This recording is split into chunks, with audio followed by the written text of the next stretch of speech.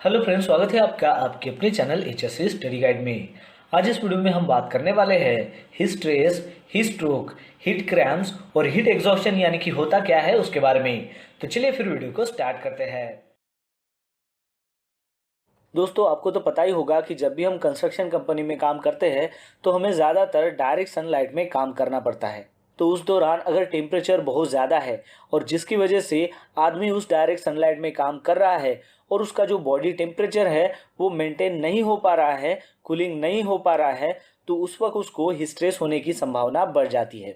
मतलब वर्कर जो है वो एक्सट्रीम हीट को एक्सपोज होता है, यानी कि वो हॉट इन्वायरमेंट में काम करता है। तो इस हालात में हीट स्ट्रेस होने की संभावना बढ़ जाती है। अगर बहुत ज़्यादा हीट है जिसमें वर्कर अगर काम कर रहा है तो उसकी वजह से ऑक्यूपेशनल इलनेस या फिर इंजुरीज उसको हो सकती है। हीट स्ट्रेस की वजह से heat stroke, heat exhaustion, heat cramps और हीट रैशेस हो सकते हैं। पहले जानते हैं हीट स्ट्रोक के बारे में। तो जैसा कि हमें पता है कि हॉट डेज में यानी कि समर सीजन में जो है डिहाइड्रेशन के कारण हमारा जो बॉडी टेम्परेचर है वो धीरे धीरे बढ़ते जाता है। यानी कि हमारी बॉडी टेम्परेचर की जो सेफ लिमिट होती है इससे भी ज्यादा बॉडी टेम्परेचर जो है वो धीरे धीरे बढ़ते जाता है।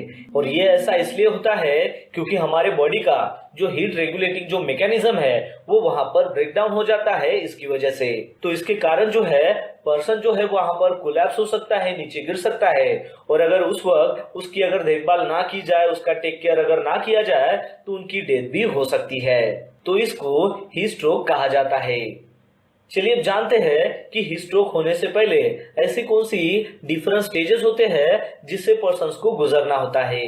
तो खास तौर से जो हमारी पल्स होती है वो बढ़ती जाती है 20 बीट्स पर मिनट, और वो भी टेम्परेचर में जैसे जैसे 1 डिग्री सेल्सियस बढ़ते जाता है वैसे वैसे।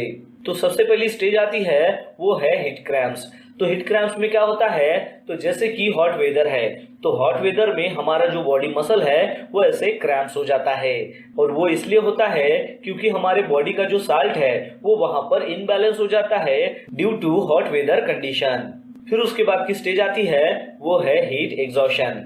तो इसमें क्या होता है कि हमारे बॉडी का जो भी फ्लूइड है या फिर साल्ट है वो धीरे धीरे लॉस होना चालू हो जाता है, जिसके कारण डिजीनेस यानी कि चक्कर आना या फिर बॉडी में वीकनेस आना और बॉडी का जो टेम्परेचर है वो राइज हो सकता है 102 डिग्री फ़ारेनहाइट तक। और फिर उसके बाद की स्टेज आती है वो है हीट स्ट्रोक। तो कुछ केसेस में जैसे कि एक्सट्रीम हीट है तो उसकी वजह से बॉडी का जो टेम्परेचर है वो धीरे धीरे बढ़ते जाता है और वो राइज होता है 105 डिग्री फ़ारेनहाइट या फिर उससे भी ज्यादा।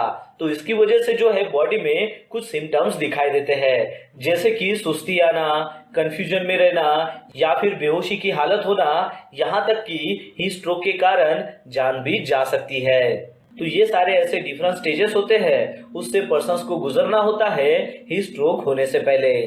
तो दोस्तों, आशा करता हूँ कि आपको इस वीडियो के माध्यम से पता चल गया होगा heat stress, heat stroke, heat cramps और हीट एग्जॉस्शन के बारे में। तो बस आज के लिए इतना ही, मिलता है नेक्स्ट वीडियो में एक नए टॉपिक के साथ में। तब तक के लिए टेक केयर, बाय बाय।